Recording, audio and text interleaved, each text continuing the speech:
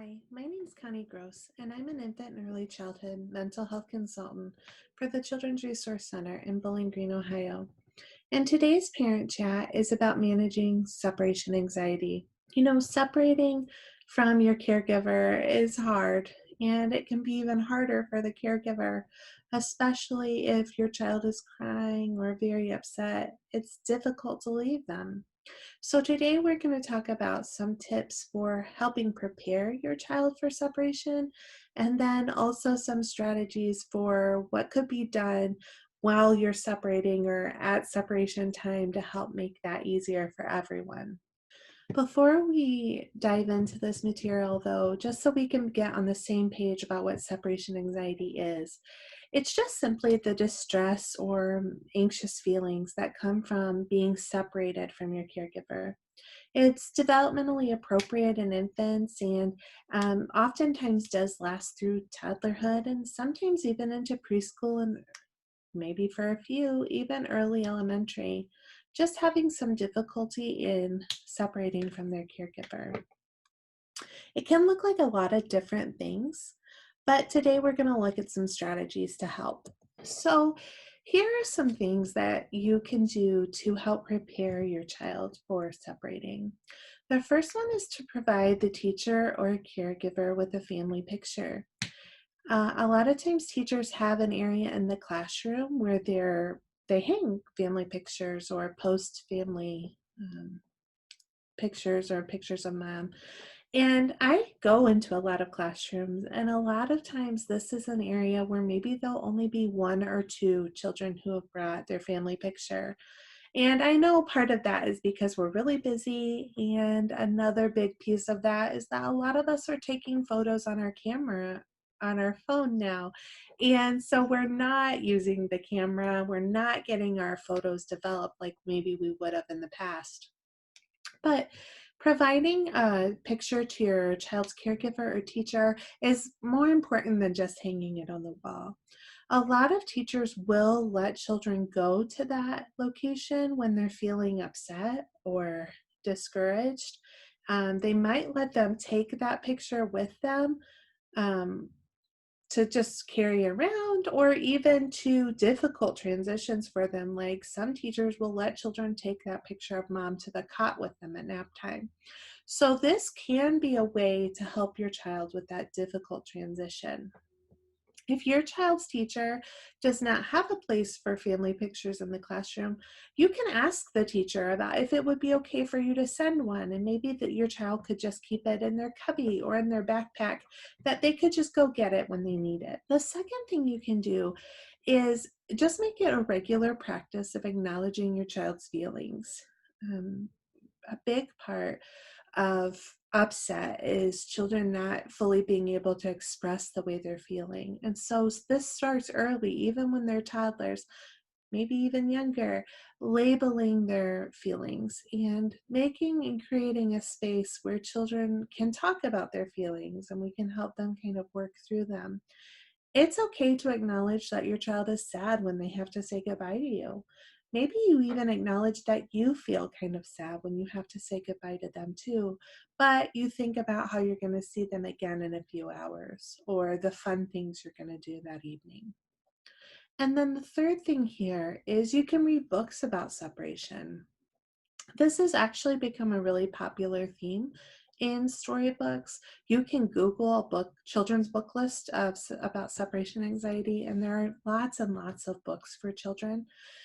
Probably one of the most popular is The Kissing Hand. It's a great story about a mom who has to leave, and so she kisses his hand, and he gets to keep the kiss with him in his palm all day. There's some other kind of more lighthearted books like Llama Llama Mrs. Mama, which is a fun book, or books about the invisible string. That's a really popular one too. So check out some of those books, and this is a great time to talk about some of those feelings during the book. See if they can identify maybe how the character is feeling. Maybe they could think about a time that they felt that way, and maybe what did they do to help themselves feel better. So those are good ways to prepare ahead of time. There's some things we can do in the moment too to make this better for children and caregivers. One of them is using a goodbye ritual. A ritual means that we do it the same way every time. And so we want to find a way of saying goodbye that we can do consistently. That helps make it feel safe and secure. So, a goodbye ritual might be something like a special handshake. If you've seen on the news, they have shown teachers who are doing special handshakes with each individual kiddo as they walk into the classroom, and that's so cool. So detailed, lots to remember. It doesn't have to be that complicated. There are lots of simple handshakes that you could do just with you and your child. So you could create your own, or there's also a lot of resources online about just ideas for different types of handshakes. A couple of simple ones are just caregiver and child meet hands and then wave their hands like this, and that's called a fishy handshake. Or you could join your hands like this. This is a butterfly handshake. Or do a thumbs kiss.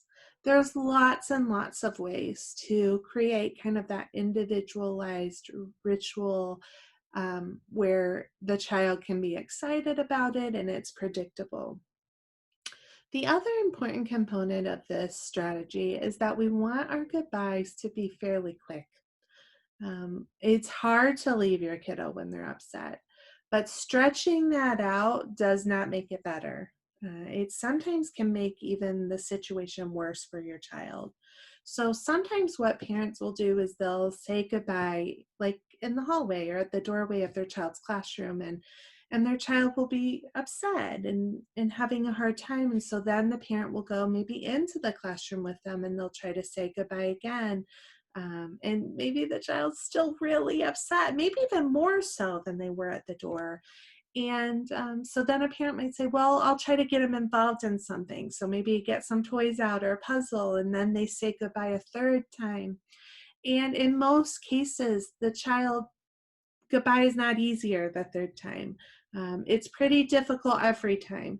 And we've really just extended that discomfort. Instead of it being a couple of minutes goodbye, it might be stretched now to like 10, 12 minutes of kind of distress of just saying goodbye. And they still need some time to calm down after that. So, kind of mentally, as the caregiver, preparing yourself that, it might be hard for him, but I'm going to say goodbye one time. I'm going to do our goodbye ritual. And I trust the caregiver that I'm leaving my child with will be able to help him calm down. Another strategy that can be helpful when you are having to say goodbye is a calm down spot or a safe place. A lot of classrooms do have these spots. If your child is going to like a home care provider or maybe a babysitter's coming to your house, it could be great to have one of these spaces in your house. This is a spot, it's comfortable, it's not a punishment, it's a place that a kiddo can go and they know that they can go there to calm down. So it makes it predictable. Those feelings sometimes can feel a bit overwhelming. And so having a predictable response of when we get really upset, we go to our calm down spot or our safe place. It offers the opportunity for co-regulation, which means that an adult can help your child calm down. This is great because we know that young infants are co-regulators, and that's not just a switch that is flipped.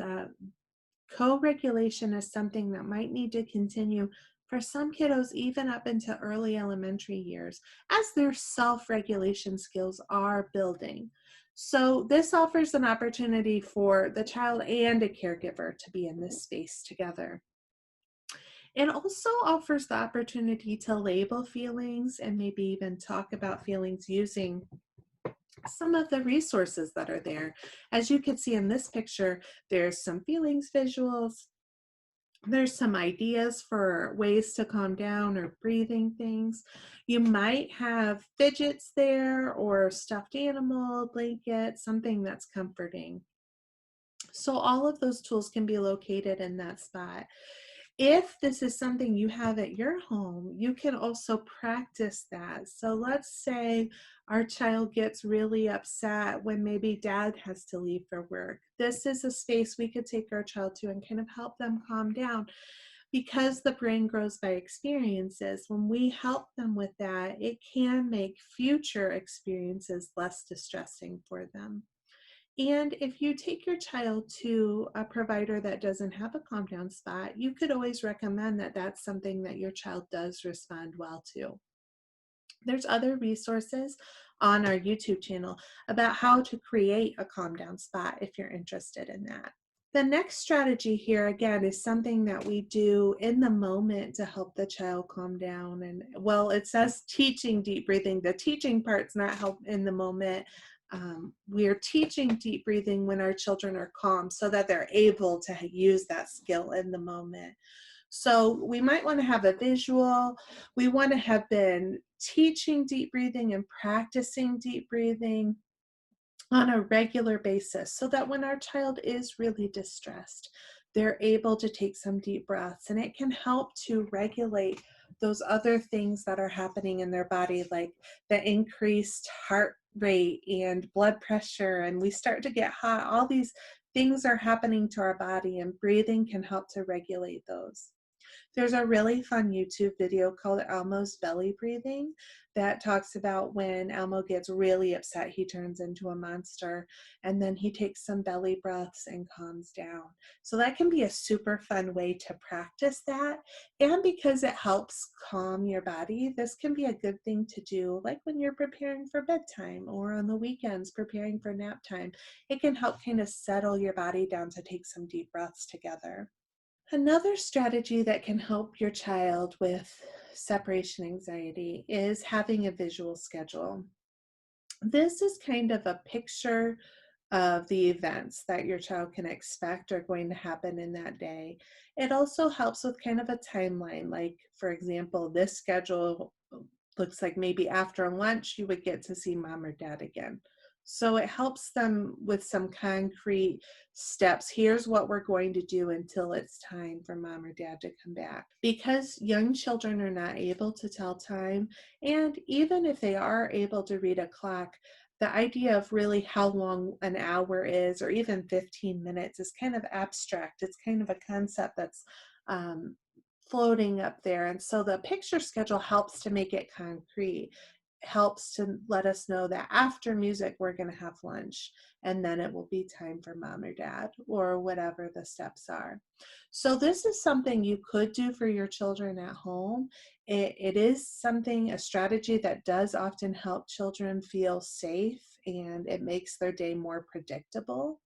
It can help decrease their separation anxiety because it provides a timeline. So if this is something you wanted to do at home, there's lots of resources available online, like free printable versions of that. There's also a video about using visual schedules on our YouTube channel. But if this is something you think might help your child, you could also ask his classroom teacher or caregiver if she would be willing to use a schedule like this. This particular schedule is just using little Velcro dots, but there's lots of ways it could be done. Some people will just use like a clothespin clip or something to move on to the next activity. You could be pulling the pictures off and putting them in that envelope, or maybe just moving them down to the next line if they're done. So lots and lots of different ways that could be done. And then this last strategy is about having family meetings. And a family meeting is something you could do in the beginning at the start of your day. In a lot of families and households, mornings are kind of crazy. It definitely is at my house. So you might consider having your family meeting in the evening, but it is a nice way to talk about and discuss the plans for the day with your children. It gives you the opportunity to share if anything new is happening, if anything different is happening. So we might be able to say something like, tomorrow is Tuesday. We're going to get up and get ready for school.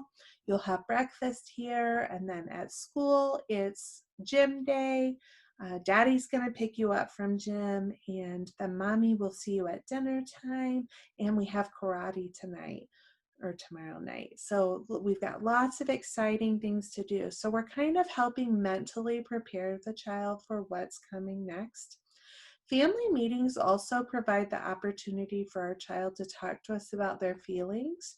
So, if there is something that maybe they're feeling a bit nervous about or they're really excited about, great opportunity to label that and again, focus on that future thinking, what we're looking forward to. And then it does provide an opportunity to practice coping skills. Well, we're all there together. When would be a better time to practice deep breathing or to practice maybe thinking about our favorite place when we feel upset? So, using family meetings as a time for us to spend together and try to meet each other's needs. We have tons and tons of resources available on our YouTube channel, the Children's Resource Center. And we also have a Facebook page, the Early Childhood Connection. And that page has resources for caregivers loaded every single day. So please check us out there. If you'd like more information about this topic or others, check out our website, Children's Resource Center, and I appreciate you watching. Thank you.